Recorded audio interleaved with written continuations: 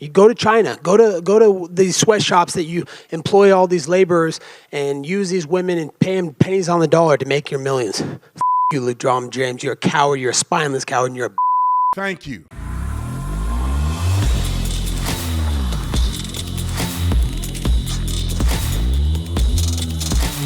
This video is brought to you by TatumStore.com. TatumStore.com. Get the merch link in the description section. I'm not wearing the merch today, but you can go on the Tatum Store and get all the merch. Just so you know, we have 30% off through Christmas. 30% off. You don't need a discount code. All you got to do is go on, and at checkout, it'll automatically populate 30% off.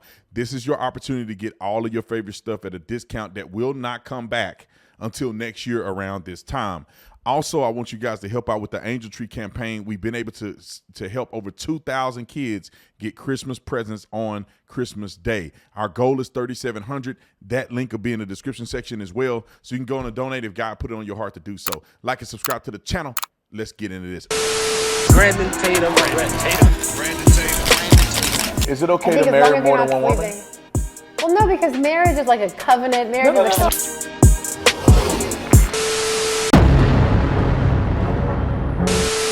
Ladies and gentlemen, and ladies, I'm glad he said it. It ain't gonna take me long to talk about this one.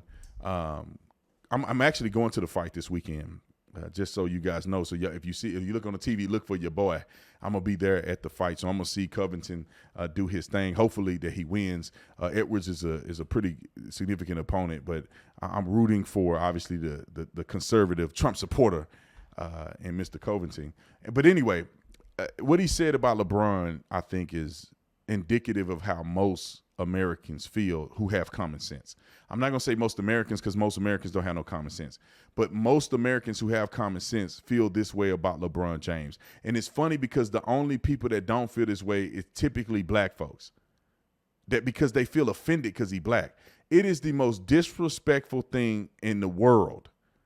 Not in the world, it's not that bad, but it's one of the most disrespectful things you can do in America is when the national anthem is playing for you not to show some respect because it's bigger than you. The national anthem is bigger than you. It's not just about your own little personal feelings. When the national anthem is being played and everybody else is standing, be a role model and a leader and stand and show some respect for the national anthem. Your freedoms and all of that came from the national anthem. The story of the national anthem is how you became free and how you've made tons of money in this country and how you can shoot a basketball in a hoop for a living and be a celebrity that's known all around the world. That anthem is how that happened for you.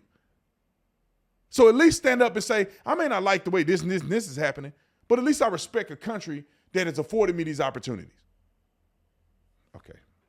All right, let me play this clip because he said it better than me. If you hate So if you didn't see the first part, ladies and gentlemen, he said F LeBron James. America so much and you don't like this country that gave you $1 billion, leave it or come deal with me. You go to China, go to these sweatshops that you employ all these laborers and use these women and pay them pennies on the dollar to make your millions. You, Lebron James, you're a coward, you're a spineless coward, and you're a bitch. Ooh. Now, I wouldn't use those words because I'm trying to be a good Christian man. So I let him say it, not me. I do think that he's a coward for what he did. I think it's cowardice. For you to be in a country and for you to have the availability, it's crazy to me. For you to be at high school and be talented because you're 6'7" or something, and of course he's a great athlete, but for you to be able to go there and sign a $90 million contract with Nike in 2000 and something, and you go on and play in the NBA and go on to make probably over $1 billion in your career and be able to have enough money to start a school, which I think was a complete scam because he should have started a school instead of white labeling the school because he has no choice on picking the teachers. He's still in the same district, same poor area, and all the poor people that live around there are going to be hooked with a bill because he's only supposed to fund the school till it gets to a certain capacity. Then the taxpayers take over. So it's good that he did something, but like, bro, with all that money you got, bro, you could have just started a school, your own school that's out of the school district that you completely fund every year. But only in America can you come from the hood, make it out of the hood, become a billionaire, and then be able to go back and do as much change as you want to. Giving all his friends opportunities. Some of them work for him. Some of them he's funded. You can only do that in America. What other country can you do this in? A poor black kid living in a single mother home can sign a $90 million contract out of high school. And most of the reason that you were able to sign that contract had minimal to do with you. God made you a 6'7" athlete by your mom and your daddy hooking up. Had really nothing to do with you. Your mama the one raised you when you was a kid. She the one fed you. She the one made sure you got the practice and all that other stuff. That was outside of your control.